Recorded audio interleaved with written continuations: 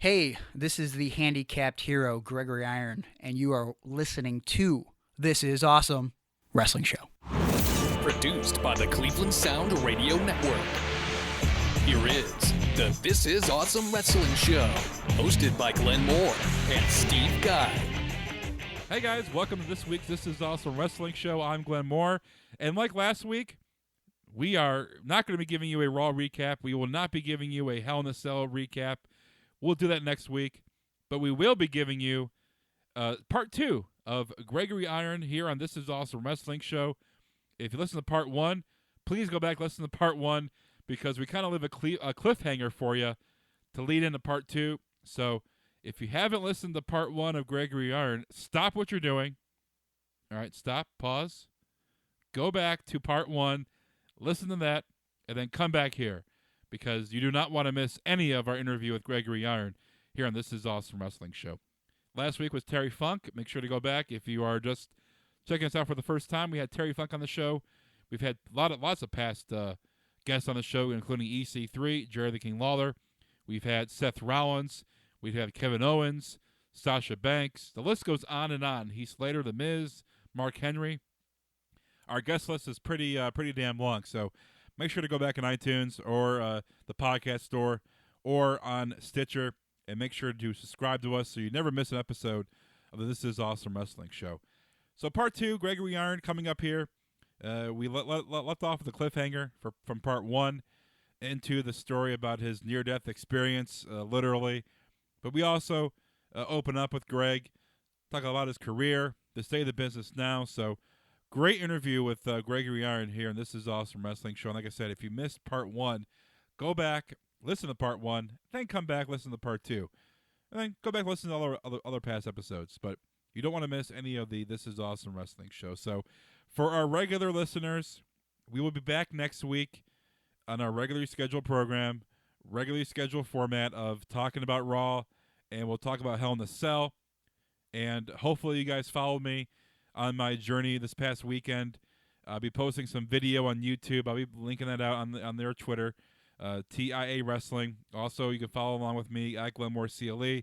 Follow the Steve Guy, and hopefully you enjoy the photos and videos I posted from this past weekend out in LA, San Diego, and here in well, not here, but out in Memphis, Tennessee for Lawler versus Funk. All right, let's get into it. Gregory Iron, part 2. This is Awesome Wrestling Show.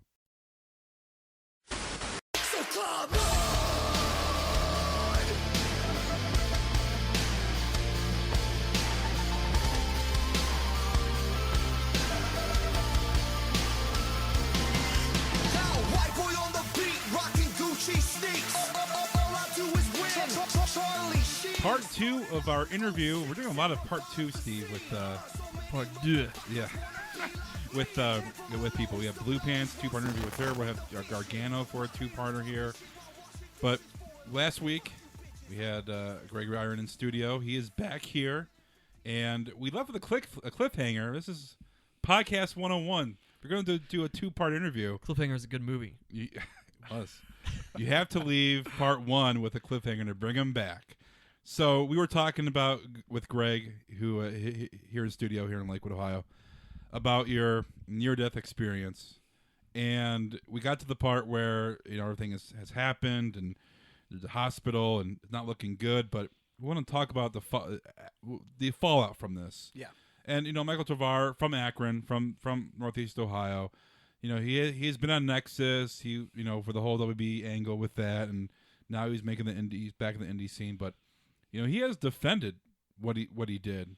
Yeah. And I know you have gone out and blatantly defended yourself. Sure. But when you saw what he wrote for the first time and defended himself of what he did, not an apology, did he ever say he was sorry? Did he ever say, "Hey, my bad"? Has Rose said that at all? I mean, that's I think that's where the biggest problem comes into play, because Ray apologized really quick, and like I don't know, again, I was like a green kid. Like I didn't really expect apologies. You know what I mean? I was frustrated. I almost died. It would be nice to hear an apology for almost dying. Yeah. I don't think any of it was malicious, but Ray apologized. Where the problem came into play was Tyrone or Michael Tarver didn't think he needed to apologize for it. In fact, what happened was I took 2 months off of wrestling after that concussion. So this was August of 2007. I didn't wrestle for a month. Then I took another month off to just train a little bit. I came back in October. So a little bit after that, I was wrestling in Pittsburgh occasionally, and I was teaming with Matt Justice at the time. And so we were doing the tag team thing, and I remember the promoter called me on the way to the building, and he said, "Hey, we want to do a tag match tonight. It's going to be you and Matt, if you're okay with it, versus this guy Kano, who, for the record, sucks. He's horrible. Just want to put that out there. He still wrestles. He's horrible. Doesn't work out. Sucks. And Tyrone, who's Michael Tarver. Are you comfortable with that?" And I said, "No, I'm not." And again, like, before that concussion happened, I was never the guy to say, well, I don't want to take that move, or I don't want to do this or that, because, you know, I didn't want to be that guy. But then I got hurt, so then things changed. So I said, no, I don't feel comfortable working with him. So, you know, we got off the phone, and then he called me back a little bit later. He said, "Hey, when you get to the building, are you okay talking to Tyrone? He wants to talk to you about everything." And I said, "Sure." So got to the building. I think it might have been after I wrestled or something. It was later on in the show. We used to wrestle in this pavilion, this little crappy pavilion in Pittsburgh. So we went outside the pavilion. Everything's crappy in Pittsburgh. Right? Well, yeah, I guess everything is crappy in Pittsburgh. Boo, boo Steelers. You know, is that what I'm supposed to say now? Boo Steelers. Yeah, there you go. So we go outside, and I remember that guy Kano was with Tyrone, and I think Matt. I don't know if Matt was around, but he may have came around periodically just to see what was going on. But I just remember, like, he was trying to have this heart-to-heart discussion with me. It started out, I thought, genuine enough, and he basically, you know, was saying, like, how he asked me if I thought that I almost actually died. And I told him, well, yeah, I mean, they told me I had a concussion with brain bleeding, and they said I would have died had I gone to sleep. And then I remember him getting really angry and telling me that, like, I didn't know what almost dying is, and that one time in Philadelphia he got hit in the back of the head with a chair and he almost died, and something about sleeping in his car and having like 10 kids and like blah blah blah. And like he was going off on that tangent, and like it got to the point where I don't know, he was swearing at me and stuff, and like, again, I'm still just a 20-year-old kid, and I'm like, I don't want to really argue with this guy. I never really raised my voice or anything. Like, 2015 Greg Iron would be a lot different than 2008 Greg Iron or 2007, whatever it was. But regardless, he was going off, and then just got to the point where I'm like, you know what? You're right, man. Like, it's whatever. We're done. You know what I mean? Shook his hand, and that was it.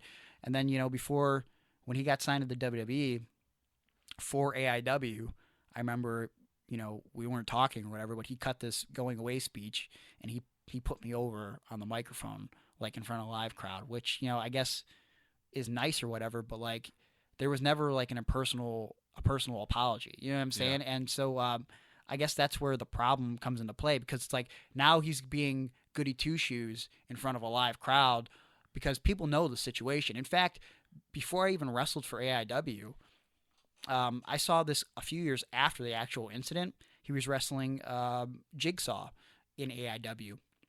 People, I guess, if you watch AIW shows and you didn't follow Cleveland All Pro Wrestling or Pro Wrestling Ohio, you probably don't know about my concussion situation. Like, I really wasn't a big deal at that point. He's wrestling Jigsaw. He's being the reckless guy that he is. He does some sort of suplex where he basically drops Jigsaw on his head. Like to restate, I was not working for AIW. Never wrestled one match for AIW.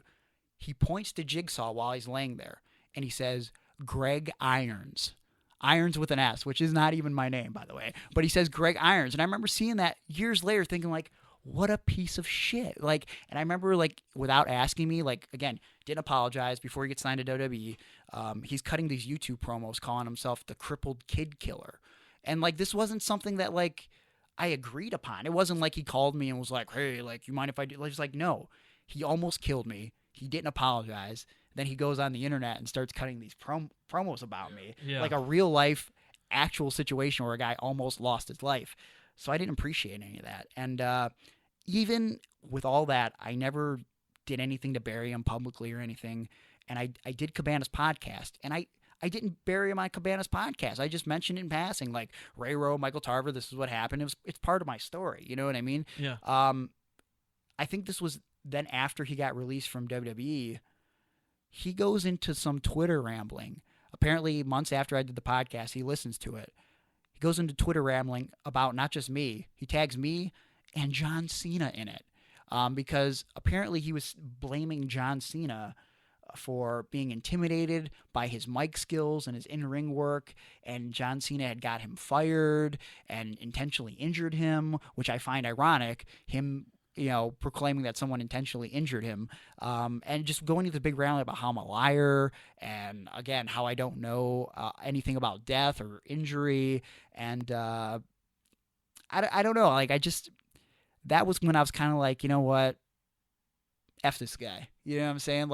So I have no problem saying that, like, he's a piece of crap.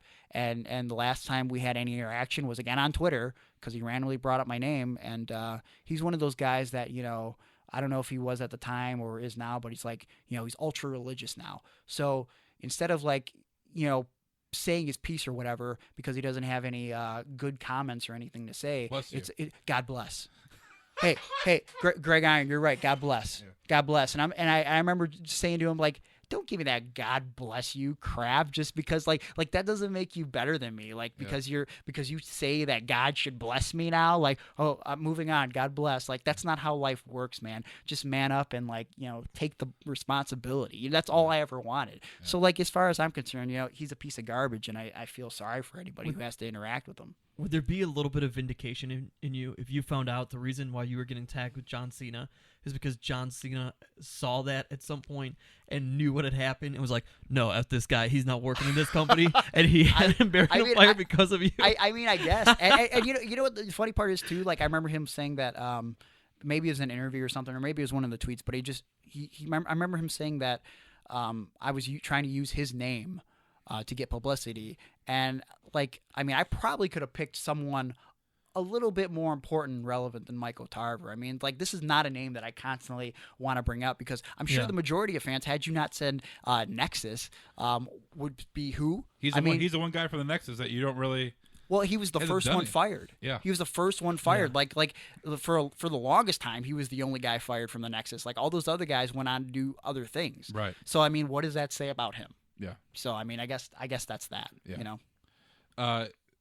And he brought up Johnny Gargano, the story of, smashing you into the guardrail and, doing that. But does he even know that you two are, best friends, and you guys are close, that you trust Johnny to do something like that? Yeah, probably not. Totally different story. Different story. Like, hey, if I want to take my real life situation, make something out of it, I will. But I don't appreciate. I mean, that's like I don't even know, like, a good comparison off the top of my head, but it's just like, it's totally irrational to think that it's okay to almost injure someone, almost kill someone, and then say, you know what, I'm going to turn this into an angle. I won't discuss this with him, and I don't know why I'm making an angle, because we'll never wrestle each other. I'll give you a great example, actually. Present day, it would be like Samoa Joe taking what happened with Tyson Kidd, and just rolling with it. Yeah. I'm like, and that was an accident. I'm sure Joe apologized a million times for it. Probably felt terrible about it. Right, but it's not like he went to the office and was like, hey, let's do something with this. Like, a guy who's not on TV. God bless. God bless you. Like, it won't amount to anything. Like, that was the thing. Like, we weren't wrestling many of the same places. Like, to say my name in AIW when I didn't even work there. I mean, it's just like, the guy is very delusional. Very delusional. Well, look where he is now. Nobody really knows where he's at. Yeah. I saw him wrestle actually in Florida when I went down to Florida in July. Oh, yeah? I'm sorry to hear that. The Ronin show. It's random. I'm like, oh, that's the guy from Nexus. Yeah. Yeah. Interesting. That's it. All right, moving on to a better story. A lot of roller coasters on this pie. These two get roller coaster Yeah, man. ride. Let's go to your pie highest of highs. Okay. If you want to disagree, but I think CM Punk coming out, surprising you in the middle of a ring after a match is pretty damn cool. Yeah. We talked about it, earlier, and as it's on YouTube, people can watch it. But him coming out there, surprising you, giving you glowing remarks about you, that had to be, this is what, 2011. CM Punk was, height of his popularity, but Man, you're watching you emotional for you, in tears and crying. Let's talk about your experience for that. I mean, it was surreal.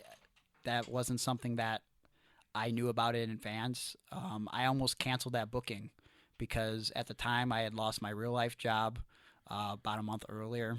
It was a real crossroads in my professional and personal life. It was like I had been doing wrestling for 5 years and not making really any money. So little money that was the reason why I was going to cancel the booking, because I just couldn't afford to go to Chicago. And then I remember like maybe the week of, Ricky Shane Page, who I was traveling with, texts me and he says, "Hey, it's real weird, but Danny Daniels, the promoter, wants to make sure you're going to be in Chicago this weekend." And I was just like, "Yeah, I guess." And then like the next day it was like, "Okay, well, you're randomly teaming with Colt Cabana for the AAW tag titles," which didn't make any sense because I'd never done anything other than be on the pre-show. So I was like, why is this even happening? Like, this makes no sense. So, I get to Chicago. I'm going to go warm up in the ring. By the way, I borrowed $50 to get to Chicago from my brother. Just like, hey, I got this booking, got a good opportunity teaming with Colt Cabana. It's a guy I look up to. I like him a lot. Can I borrow $50? So my brother Mike gave me $50 to go to Chicago. So Shout out to Mike. Shout out to Mike. Managing a Chipotle right now is his whole existence. He loves. We Chipotle. love Chipotle. Yeah, he loves Chipotle, man. So I get to Chicago. I'm gonna go warm up, and I see CM Punk standing in this entranceway, like 10 feet in front of me. And the week before, he had just won the title at Money in the Bank, and he did the thing at Comic-Con where he like called out Triple H, and he's like making these videos go viral. So he's like hot. Hot. There's no hotter moment than right now for CM Punk to be at the show. So I remember I just there was some guy I hadn't said hi to at that point. So I said hi to him, and he was right next to CM Punk. So I casually turn and I go, "Hi, I'm Greg," as if I don't know this is CM Punk. And I'll never forget. Shakes my hand. He looks at me. He kind of smirks, and he just goes, "Hi." And I remember I walked away, and I walked up to Ricky and the guys I drove with, and I was like, the weirdest thing, I just said hi to CM Punk, and he said hi back to me as if he knew who I was. So I start debating with those guys. I'm like, should I ask him to watch my match? Like, how could I ask him for advice afterwards? So I'm trying to figure out a way to do that.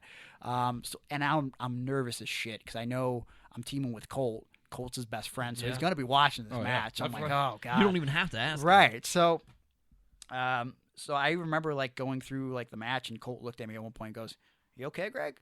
I'm like, "Yeah, I'm fine," but I'm so nervous because I'm like, I know Punk's gonna watch this match. So we do the match, it goes fine. Colt says all these cool things about me, and it was tremendous. And then I remember as he goes to put the mic down, he goes, "Hey, stay in the ring." So he goes to the back and he pulls out Punk, and I remember thinking man, this is gonna be great. He's gonna say something about the WWE title. I'm gonna be in the background, maybe someone will know who I am. They're like, "Oh, that's Greg Iron." And he comes in the ring, and before he even grabs the mic, he shakes my hand. He goes, "You okay? You're fucking awesome." And I remember thinking to myself, man, no one's ever gonna know that he said that to me, but that felt good. And I'm like, "Yo, man, I can't wait to tell everybody." He told me I was awesome. And he grabs the mic and he goes, "I can't understand anything being said on this microphone. Pardon my language." And he looks at me and he goes, "But you're fucking awesome." I'm like, okay, now we just actually said that. So that's everybody. He just said that on the mic. So I'm like, so now it's official. The WWE champion did in fact say that I am awesome. So then this seems to be a trend with Gregory Iron Professional Wrestling. I feel that familiar lump in my throat. And I'm thinking to myself, why are you getting emotional right now? There's no reason for it. It's over. He said you're awesome. Now he's going to talk about something important that isn't me, which is the WWE title. And then it just becomes very dreamlike because he just starts rambling about me and what an inspiration I am and blah blah blah.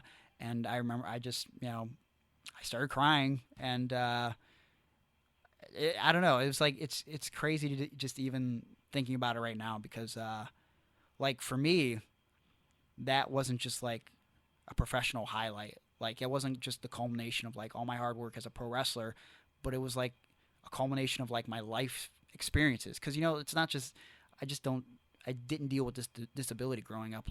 My parents were always fighting with each other. My mom was a crackhead. She had just died the year before while living in a homeless shelter from a crack overdose. And it's like, struggling with jobs, sleeping in my car, traveling these shows, making no money. Like, it was that moment where it was like, you know what? This was all worth it. And like, if I don't do anything else, no one can ever take away the fact from me. Like Bobby Beverly, who wrestles for AIW occasionally, said to me the next day, because he was with us, he looks at me and he watches the video and he just shakes his he shakes his head and he goes, you know what? Fuck everyone else. He's like, no one can ever talk shit about you again, because if they ever do, you can just say, hey, the WWE champion thought I was good enough to say that I was good enough to everybody. Yeah. So it's like, that was like, I don't know. It's just surreal to even think about. And like, every year I thank Colt. I haven't seen Punk since the actual thing, but every year I thank him and I tell him to thank Punk for me, because like, if it wasn't for that moment, my story would have never got the exposure it got. I would have never gotten so many opportunities that I've gotten, and I wouldn't be able to make money as a wrestler. And like, I mean, I'm blessed and happy to say that, for the last 5 years I've made, pretty good money for a guy who isn't working for a major federation or even like a Dragon Gate or a Chikara anymore. It's like I make consistent money at bookings and stuff, and it's directly because of CM Punk and Colt Cabana. So like, I owe them my career. We'll talk more about the major federations, but in touching with that, last episode we talked about how the difference between being a face and being a heel, and how when you were younger you thought, hey, I don't care, just F everybody because I just want to be a wrestler. But now you do take, having cerebral palsy seriously, and everything else that you overcame with your parents. Is that one of those moments that kind of this clicked in your brain, and just maybe it wasn't the moment, but another one of those moments that adds up? You're like, yeah, okay, what I'm doing is really cool, and I am more than just a wrestler, as much as I don't want to be. I think, I think that was one of those moments. I think, bigger than that, that's when I started getting more feedback than I'd ever gotten on social media, on Facebook, on Twitter, just from like people with disabilities, people who knew other people with disabilities, even from Zach Allen, who is the reason why I became a wrestler. Like, I mean, he heard Colt's podcast and he reached out to me to like tell me how much my story meant to him. Because wow. I made sure to say on that podcast, Zach had a positive impact and made me want to become a wrestler. So like, I think that's when I started to realize, like I talked about last time, the importance of the genuine human interactions within wrestling. Because I mean, like, we all have reasons why we stayed with wrestling. We all have guys that we looked up to growing up. For me, it was Hulk Hogan and Macho Man Randy Savage and guys like that. So, I know I'm not as big as them. I might never be as big as them. But like, I realize that there are people out there that can relate to what I've gone through. And I don't know, they're inspired by my story, I guess. Like, when I look in the mirror, I'm just Greg. I'm just doing this because this is what I wanted to do, despite what people might say and the doubters. But I guess when other people who have dealt with their own personal struggles, whether it's a physical struggle or a mental struggle, they look at my story and they can find strength in it. So if like, that's cool to me. Like, that's the coolest part about the whole experience with Punk and Cabana was that people could find some meaning in something that I do, which is, overwhelming in itself. Yeah. I mean, you're right. There are plenty of struggles. Like you said, it's not just having a disability. You overcame a ton. Sure. And I mean that's something you want to touch on, because I think there's a lot of people who don't understand that. When people look at you as being like, all right, yeah, he's an inspiration to people who don't have, or to people who have a disability. It's like, no. You need to hear Greg's story, albeit briefly or lengthy, but there's so much more inspiring, because there is a lot that's happened in your life where you could have said, screw it, this is my dream, but yeah, I need to go down this other path. Yeah, and I mean, I still have struggles that I deal with and issues that I deal with, but it's like, in this life, as far as we know, we only get one, and you've got two things that you can do with anything that you're dealt with. You can either make it a negative situation, or you can turn it into a positive. And like, my whole life, I thought this disability, my home life, all that crap was like a curse, but like, it ended up being a blessing. Like, I don't know who I would be as a human being had I not gone through all that stuff. Do you think persevering through the home life, and if you just want to give listeners a little bit of a background there, it helps you in look, becoming a wrestler isn't easy. There's obviously going to be a lot you have to persevere through there. Do you look at that as being like, you know what, that's easy as shit based upon everything else? Comparatively. Obviously, it's not easy. Yeah, no, I don't want to downplay like how hard it is to be a wrestler, because it is hard. But I mean, like, I don't know. Maybe I'm courageous, or maybe I'm just dumb. You know what I mean? Because like wrestling hurts and it's painful. And I remember those first few months of training, I would come home every day feeling like an old man, and I would just think, man, is this what it's always gonna feel like? Just walking hunched over and with my back in pain. But like, I don't know. There was something inside me that just kept telling me to go back and go back. And like, I mean, for me to even be a wrestler, don't even talk about the fact that I'm disabled or the fact that I'm not big enough. Honest to God, I never did anything athletic in my life. I mean, like, I was always the last kid picked for baseball or kickball or whatever, you know, like I never played any sports. I'm not really into any sports. Like, I mean, I gave up on the Browns when, you know, they left in 95, and I kind of tried to hang in with the Indians till like 2003. And just like, then I was done with sports altogether. So like to just be, to not have an athletic background, to be disabled, 5'4", the home life, like all that stuff considered, it's like I had the odds stacked against me, but there was just something internally that just told me to try, because like, I don't know, there's something inside me that like, at the time I thought it was just to prove people wrong, but like, I guess at the end of the day, it was like to be able to interact with people and spread my story and hopefully a positive message. I don't know, maybe that's what drove me inside all along, and I just didn't even know it. And obviously, being a wrestler, your goal is to be in WWE, the big time. Sure.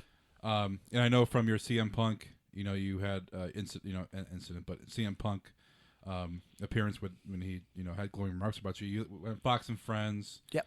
You had a petition for you to be in the Rumble. Yes. You looked at the camera and, you know, not begged Vince, but you told Vince that you're ready to be in the Rumble. I was actually told not to look at the camera at all, and because I knew I was going to say that. Yeah. And I thought to myself, well, I'm not an idiot. I'm just going to look at whatever camera has a red light at that moment, and I'm just going to look into the camera. So I wasn't supposed to do that, but I did it because I was like, why not? So obviously, your goal is WWE.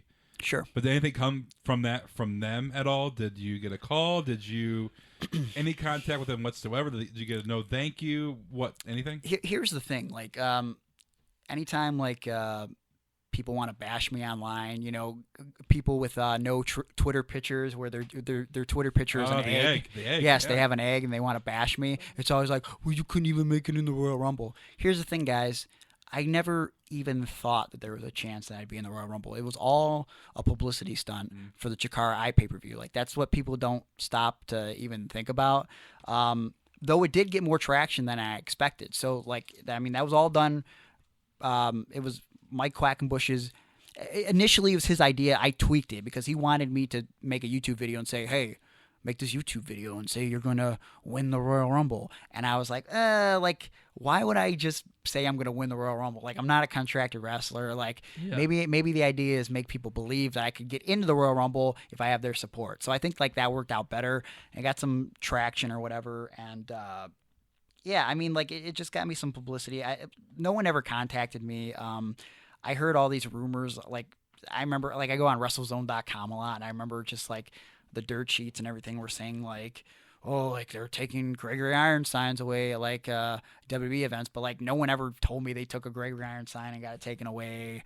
No one ever contacted me. So it's like the big thing that I heard was apparently WWE felt like I had put their back against the wall and put them in a situation where, well, if they don't sign me, then it's discrimination against a handicapped person, which again, no one from WWE ever contacted me and said that. That's just what I heard. Yeah. So yeah, no one ever reached out to me, and I don't know. Maybe that whole publicity stunt maybe got me blackballed from WWE forever. I don't know. What felt worse, finding out that these people taking Gregory Iron. What are you, Michael? Yeah, sorry. Well, because I was gonna say Gregory Iron signs and it all rolled together. Yeah. Taking Gregory Iron signs to WWE and them taking them away, or finding out once you talk to people that nobody actually was taking a Gregory Iron scientific event? I don't know. It's a mixed bag, man. It's like Russian roulette. Like, which bullet do you want to get shot with? You're like, oh man, they took your sign away. Oh no, man, I never took a sign. Oh yeah, yeah. It's unfortunate. So much for my fan base, huh? But that whole situation with CM Punk led to that appearance on Fox and Friends. Yeah. To you getting attention and even have your name linked to WWE in some kind of way. It's pretty darn cool. No matter what the dirt sheets say or whatever happens, is that you're on Fox and Friends looking right in the camera, addressing Vince. I'm sure he saw it. Well, that was the thing because the host Clayton Morris beforehand, I'm sitting in the room getting ready, and they're doing my makeup and stuff. It was real. I've never experienced anything like that. So and then it's a fitting moment for a man who has cried multiple times. Yes, already. right. It was really my coming out party. And I remember him just saying, he's like, Vince and Linda, big fans of the show, blah blah blah. And then so it was just one of those moments where it was like, I guess I have to challenge Vince McMahon. Literally driving to New York. I was supposed to do a show for Chikara the night before in Pennsylvania in the middle of nowhere. My car engine exploded. I couldn't leave my car. It was Vince. Yeah, it must have been Vince. Show this guy. I couldn't leave my car at the place I got it towed to, and that's where they told me my car engine exploded. So the guy said, well, you can't leave this here, but I'll buy the car off of you for $50. And I'm thinking to myself, there's a spare tire and a jack in the car worth more than $50. But I was at the dude's mercy. So I sold my car that weekend for $50. Students from Chikara had to drive 3 hours backwards to where I was in the middle of nowhere, Pennsylvania, drive me to the Chikara show. I didn't make it, so I missed my match. Then I hitched another ride to New York City to stay in a hotel room to do Fox News that morning. So I figured, what the hell do I got to lose? Yeah. I'll just challenge Vince McMahon. I don't have a car. I don't know how I'm getting home. Why not, That's my life, man. And that may have blackballed you, but where are you now? In the scenario that you have been blackballed, what would you want to do? In a scenario that maybe you haven't, what is the goal? Do you like the idea of being on NXT and competing in that realm, or are there other promotions you want to go after? Right now, I would like to, we go back to talking about me being the handicapped hero, and I think sometimes I get hit with that label where I'm just a handicap wrestler. And I used to say in interviews all the time, I've come to terms that that's how I'll always be looked at, as the handicap wrestler. But I'm at the point now where it's I feel like I'm 19 years old and I'm frustrated and I'm out to prove people wrong. So and for all the right reasons, you know what I mean? Yeah. I want better matches. I want better competition because I feel like I could hang with some of the best. And I think I've proven it when the opportunity presented itself with guys like Gargano or M-Dog. And this isn't Gargano 2007 I'm talking about. Right. I just wrestled him, the end of last year in Canada. So and to go back to the last episode, that's why that's why you're the Intense Division champion at this point. That's why you got the reaction that you did after that match from the audience. Right. So it's I want to step up my own game, and if that means I have to work harder, maybe get to an Evolve or something of that nature, and start working a bigger place. I'm willing to do whatever it takes. Right now I got a great thing going with Zach Gowen. We're teaming places as the Handicapped Heroes. We've done some speaking gigs in some schools, and I feel like that's really fulfilling. And as fulfilling as that is, the one thing that always stands out to me is Zach Gowen has that WWE story when we go speak to these kids. Sure. I have that CM Punk story, but I don't have that WWE story. And I feel like it's a lot easier to go to these schools and not only say, hey, I'm a wrestler with a disability, but to also say, hey, I'm a WWE superstar, or I'm a former WWE superstar, because that people know what WWE is. You know what I'm saying? Yeah. So it's I think my goal, is the same as it's always been. I would love to do WWE. I would love to do an NXT, man. NXT is the hot brand out there. I think with the style that those guys are doing, and having been on a lot of shows and worked with a lot of the guys that are now getting opportunities in NXT, I think that my story, which I've always felt like transcends pro wrestling, I feel like it would fit right in with what they got going on. And your brand, your style of wrestling does fit that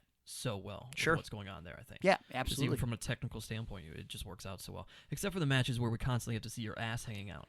That was one match, and that was, I mean, that was a long Most of period the of time. match. But I gotta say, what was the biggest reaction of the match, though?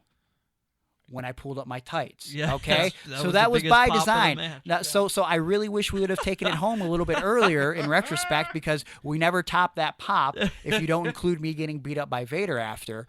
But the biggest pop was me pulling my pants back up after having my ass hanging out for about 10 minutes. Yeah, it was- Catching dives. I mean, I was catching Seemed dives. like longer. I know. Every time I'm like, oh my god. It he's felt gonna- like an he's gonna eternity. Pull him up at this point, right? Felt like an eternity for the heterosexual male. I have to ask you, and we asked everybody this, that is with AIW. Please tell me you're not a fan of Frankie Flynn. Yeah. I gotta say, Oh, no. Yeah, Greg. as far as characters, I think Frankie has the best character potential. Now, I've told him this personally. He's got to work on his physique. I mean, like all the other kids, Yeah. He has to wear pants. Please put pants on. maybe pants, at least until he works on his physique. You know what I mean? Like both the AIW kids and Ricky Shane Page has a school, the Roaring Yeah. Elbow, that's in North Royalton, which is like, pretty close to my house.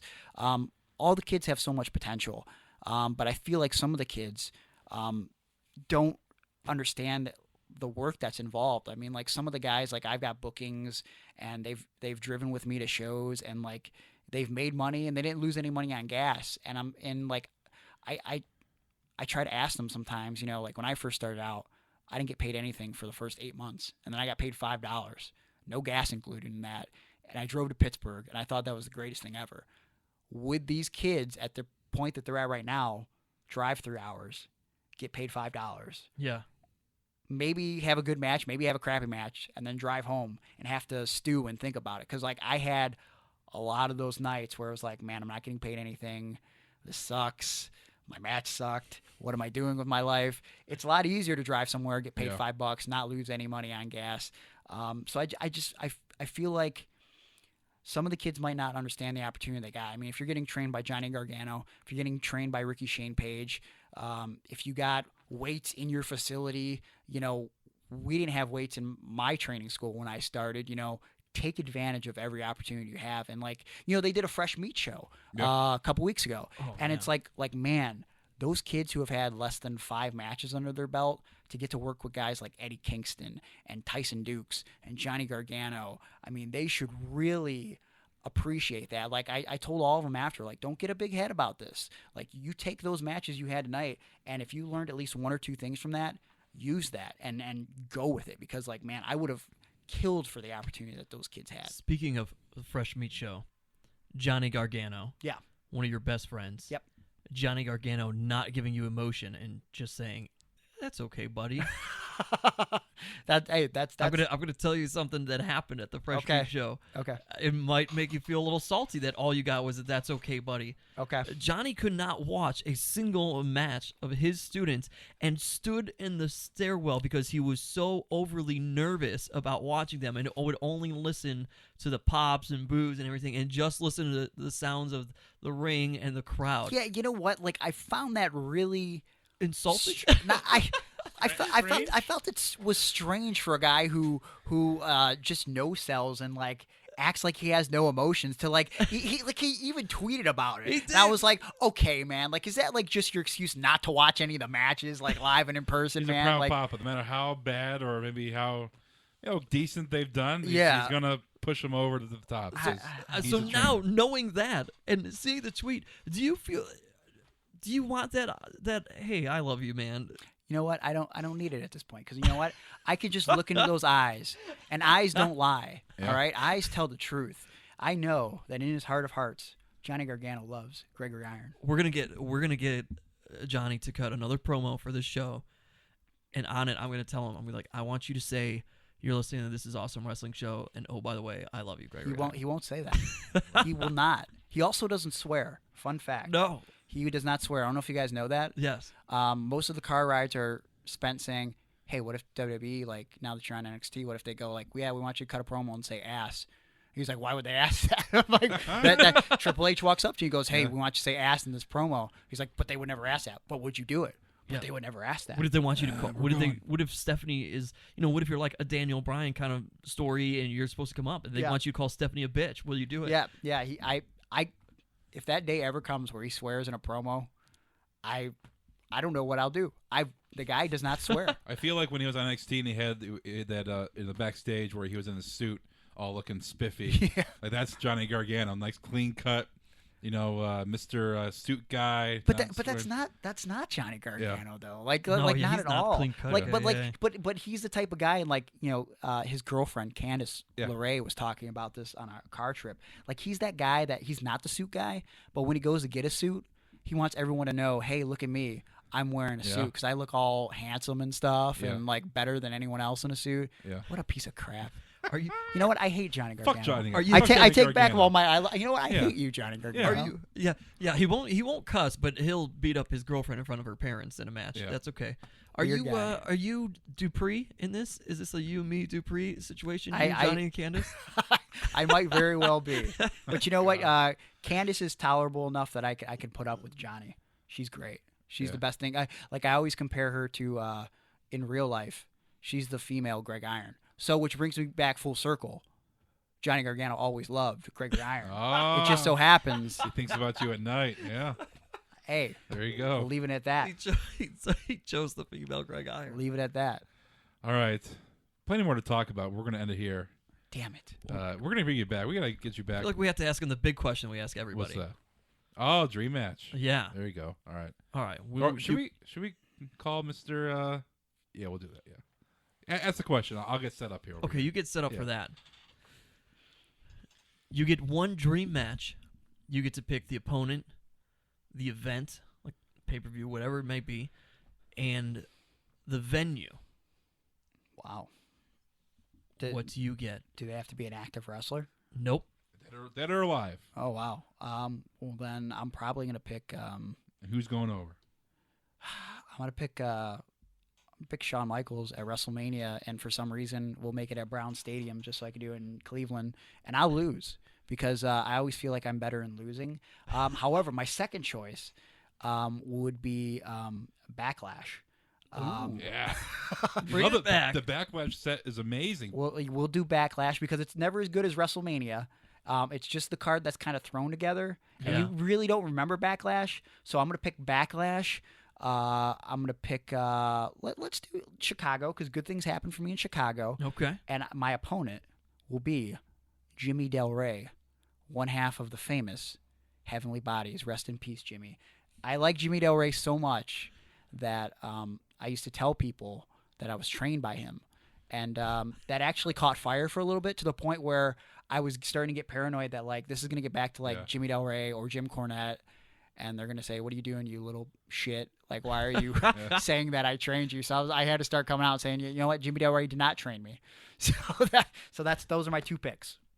So the whole storyline would be Jimmy Del Rey finds out Greg Iron's telling people he trained him. And at Backlash, he doesn't want to take credit. Down. He doesn't want to take credit for it because he doesn't like handicapped kids. Wow, there you go. He doesn't like that weird hand that I got. Yeah.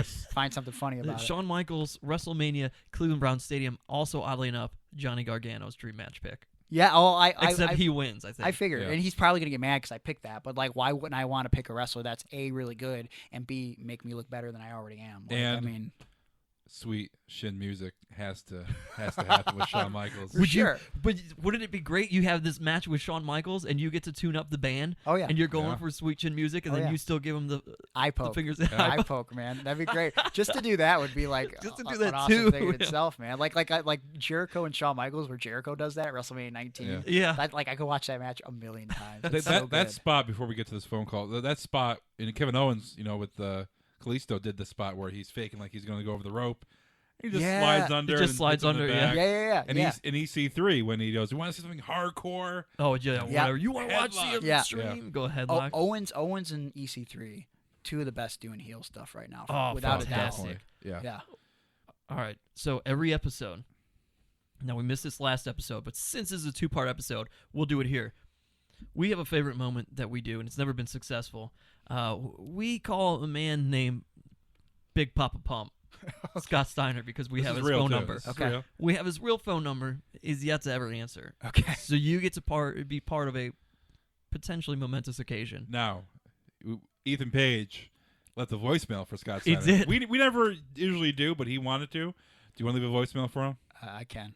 All right. Say anything you want, Scott Steiner. All right. So here we go. Unless if he answers, The answers, yeah. This would be great. We're setting Greg up to leave him a voicemail, but watch him answer for Greg. What would you say to Scott Steiner if he answered? Probably. Did you like Scott Steiner? I love Scott Steiner. Who doesn't love Scott Steiner? He's a big bad booty daddy. He is. Freakzilla. He's got freaks. He's got peaks, and a sweet goatee. And he's banned. Maybe not anymore. Now that Hulk Hogan's banned. Your call has been forwarded to an Whoa, wait! Don't hang up. I mean, I could leave him a voicemail. Yeah. is not available. At the tone, please record your message. When you have finished recording, you may hang up or press 1 for more options. Hey, Scotty. This is Greg. I actually got your number from a friend. I actually have a big math quiz coming up next week, college course. And I know you are the man to go to when it comes to mathematics. So if you can get back to me, that would be great. Yeah, whenever you get a chance, math quiz, me, you, we'll do it up. Thanks, pal. Bye. Oh, Doesn't- boy. Doesn't go the wrestling route. No, Ethan Page said he was actually a wrestler, and Yeah, Oh, wow. yeah. So if he sees it, I'm sure. yeah. I We- we remember I said something during the middle of Ethan's voicemail, and he's like, no, don't tell him that part. Yeah. Oh, Maybe it might have been his name. goodbye. I almost left my phone number, but then I was like, you know what? I don't know if I want Scott Steiner to call me up threatening me. Only other Yeah. person to leave him a voicemail was Mike Polk. So Okay, yes, yeah. Mike Polk. Mike left him a great voicemail, and Yeah. at the ended it with, yay wrestling, Or go Okay. go wrestling and stuff. Terrific. Go wrestling. Greg, love to have you on in the future. Let's Good do it. luck Thank with everything you do. Good luck defending your intense championship. Thank you. AIW. We'll see you this. Well, this point, It's it's already past. happened now, Glenn. Yeah, we'll see you next month. Yes. Next AIW event here in Cleveland. Indeed. Check out AIWrestling.com. Want to not tweet out, but promote your Twitter, Sure. Instagram, all that stuff. Yeah. Twitter at Gregory Iron. Instagram at Gregory_Iron. Facebook at facebook.com/thehandicappedhero. And if you can't remember any of that, you can always find me on gregory-iron.com. And I think I have merch on there, all that good stuff. ProWrestlingTees.com/Gregory Iron for any old t-shirts you want to buy. And yeah, I try to respond to anybody who reaches out to me with more than like, hi. You know, that's always nice to get like an actual message. Yeah. Hi, how are you? With a U And and an R. Get that new Gregory Iron Freddy Krueger T-shirt Get out it. for Halloween. It's great. Get Great it. shirt. God bless. You son of a bitch.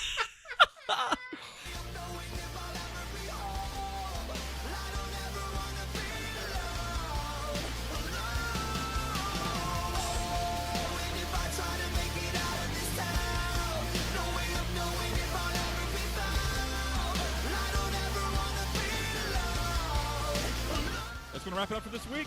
Gregory Iron Part 2 in the books. Love to have Greg on. Just love Gregory Iron. Great local here, Cleveland wrestler.